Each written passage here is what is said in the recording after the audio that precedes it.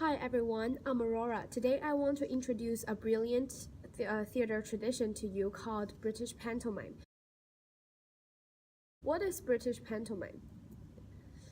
According to the interview of a famous pantomime actor called Simon Sladen and Susie McKenna during 2017, British pantomime is actually a musical form of comedy entertainment that uses a fairy tale narrative, audience participation, and aspect of cross-dressing to entertain audience at Christmas.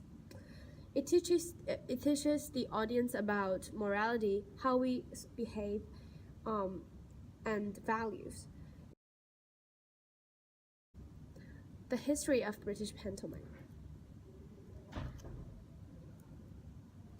British pantomime have a really long, according to the Theatre Arts session on Victoria Web, one of the oldest academic and scholarly websites, British pantomime has a really long history, which can even trace back to the mid-16th century. Pantomime evolved from Italian commedia dell'arte because of the phenomenal success of commedia dell'arte in France. This form of arts rapidly traveled across the Europe and got to the UK. And it was first introduced to the London stage by John Weaver at Drury Lane as Italian night scenes. It was based on the figures and traditional stock plots from Italian dell'arte.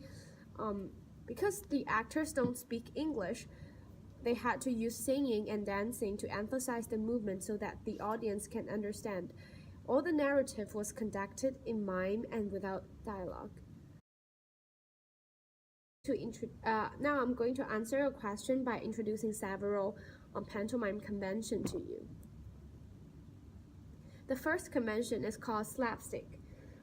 It is all about exaggerated body and comedy language. For example, in the pantomime Cinderella, one of the ugly sisters said she's good at ballet. She started to dance, jump, and spin in a really hilarious way. Then, guess what? She falls down. Her legs upwards toward the sky and looks really embarrassing.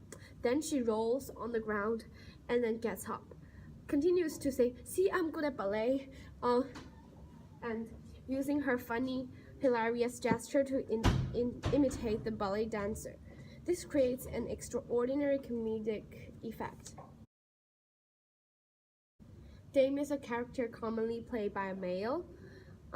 According to the interview of Paul O'Grady, a Dame actor, the male will be covered with really elaborate makeups and extravagant feminine dress and jewelry. The expression of the cross-sexual casting of Dame is different from drag queens. In contrary, it emphasizes both the male character and also the female ones. So it's quite funny to see a male actor acting in such a feminine style. The conflict on the expression of different gender will create an even more hilarious effect to the play.